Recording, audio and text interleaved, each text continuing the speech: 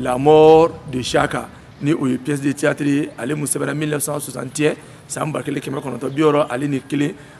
Seydou Badian fait ni ale politique mo ale ni écrivain wa docteur fana do le livre na avec Afrique du Sud au peuple de ko Zulu ni anyemo ye Chaka abukuma odeka Chaka bina wakati bina o yasro ni jamana Zulu sekuntu ye wa olu kuma to de ka blala o kuma nizon sara mo duguto ye Chaka ale nana kokola ale nana yira ka fo o tse ka continuer o de la Chaka ula ka jo ka kele dege ka kila ka mo fara nyon ka wala se ka kele ke o ye kele ke ka se ka u ka peuple Zulu ka se ka o bonya ko sebe si bien que au lieu que olu kuma nizon sara mo ye mo to de kuma nizon sara Chaka na aka mo ye livre na Chaka bi kele keti fo a labana Chaka ka kele do la aka généraux do bi no olu bi banga kele ke olu ba fo ku sengene do Chaka bi kele ke na ka machaka wi ola Chaka bi kele aba gagner a klale wakati mina aka jina munum bi no ni olu ye ademe abina ko abina olu remercier ko olu wala mando abo o selila o remercier mala wakati mina munum bana ka ademe olu do bora ko fe kasroka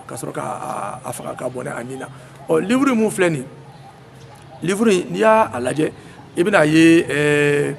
abi kuma tem damaroka femi jagele a chefaria obi ala bara obi ala ale ni jaguya fanga obi ala katase janva ni 13 ans ale ni saya olu debi akono kachaya ni ala na ta kilingiri mumba kono ni oye bara ani chefaria Chaka bina wakati mina gela kumuka jamana ka Chaka naka mo dusu mumbula o de kira sababu u ka jamana a taranye fo jamana to olu bina nizon sara uyi no temena ka boyino fanga obi akono ni oyi jagwa fanga ni ango mako tyrannie walma dictature walma despotisme obi akono Chaka nale kungo ku ni ko banangu ibiti ka ita to fo kenama Chaka de kumbi lame ale de nyamogo ye ale de ko be don ale de ko be fo nale ko mun ka ke o de bike mugo kumba hakla fo muni Chaka tatikile Chaka kumbi fa walma bulika dugubla o koroma surun do jume nu kum bora kelela nu kum na nyeneje ke Chaka kumba fo mugo munun be nu bi donga kanje kosebe fo ko show Chaka bolu fa munun bi don langolo fana ke Chaka bolu fa kada ka le ba fo ni ye keleke cheko ta ka donga fo mugo ka fo show o koro ko ete keleke nyina mai ka don langolo fana ke fama fana nyama o ye fama dalai ni e fana bi fa o tebe no ko fe munun kuma na ta kelela ni olu sigira kana nunu ka keleke mino ngundana Chaka ale kumba fo ko olu masika nani kelche inimu ka mena pour que ale ta cha akmolu fa munun bana kuma sega bo kelela unu ka meno mana uni enemi ka meno mana akmolu fa fana fa aba fo ko olu munun tara o ma keleke wa u ka keleke meno fana munun la wo kera sababe ka seka enemi ka keleke meno fana chaya javon bi akono o yejume Chaka akele ka fo ka bana kelela banke aka généraux olu nana afa olu ye ci bla ka fa na ko reposer ou selin ko kelekero yɛrɛ la Chaka mason ko be kɛra Chaka fɛ Chaka ko ale be keleke ay kelenke ani le machaka demsenu o ye kele gagne o tɛmɛnen kɔfɛ donc ni o ta fanfɛla ye bon o kele banni wagati mina n'a bala ka aka jinɛw k'olu remercier minnu bɔra kɔfɛ minnu bana ka keleke ka faga u ku dɔ d'a ma ka faga a satɔ a ko a bɛ ne faga wa waati tɛmɛna tubabu bilen a bɛ sira fɛ ka na a bɛ kɛ a ka jɔn ye wa saya min b'a kɔnɔ o fana ye jumɛn ye n'i y'a jateminɛ Chaka yɛrɛ bɛ sa wa Chaka yɛrɛ bɛ fali min kɛ fali min bɛ kɛ fɛn yɛrɛ kɔnɔ Chaka bɛ juguw faga hali minnu bɛ dugu la ni olu la hakilila tɛ kelen a b'olu faga i n'a fɔ an ye dɔnkɛla kolon ni dɔnkɛla ɲuman minnu bɛ yen ni a b'olu faga donc fɛn min bɛɛ fana ye saya du début n'est-ce pas à la fin Chaka kana gɛlɛya fana tun bɛ a la yɛrɛ an ye fanga ko kuma fɔ parce que fanga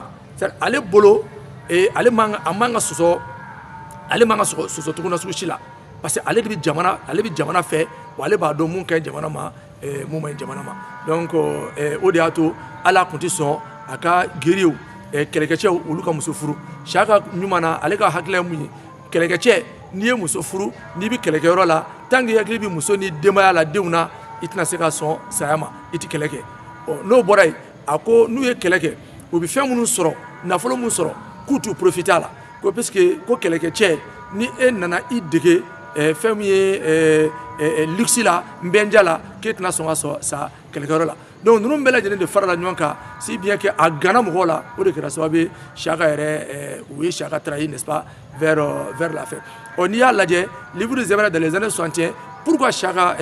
sɛbɛnna pourquoi Seydou Badian y'a sɛbɛn or Siyaka tɛ maliyɛn nka africain don Siyaka sɛbɛnna mun na Seydou Badian y'a dabɔ a kama walasa ka se ka an ka mɔgɔ minnu bɛ yen ne ye Modibo Keyita ani président wɛrɛ minnu bɛ yen Sékou Touré et autres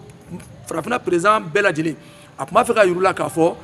Siyaka ale y'a daminɛ cogoya min na o filɛ nin o taara laban cogoya min na o filɛ nin aw yɛrɛ minnu fana bɛ fanga na a y'a jateminɛ a tun b'a fɛ ka f'u ɲɛna implicitement a kana kɛ Siyaka ta si ye o de y'a to ne y'a jateminɛ presque Siyaka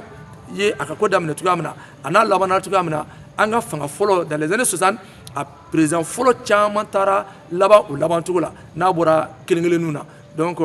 véritablement an tun bɛ se ka mun fɔ la mort de Siyaka kan o de ye nin a k'an bɛn sigida wɛrɛ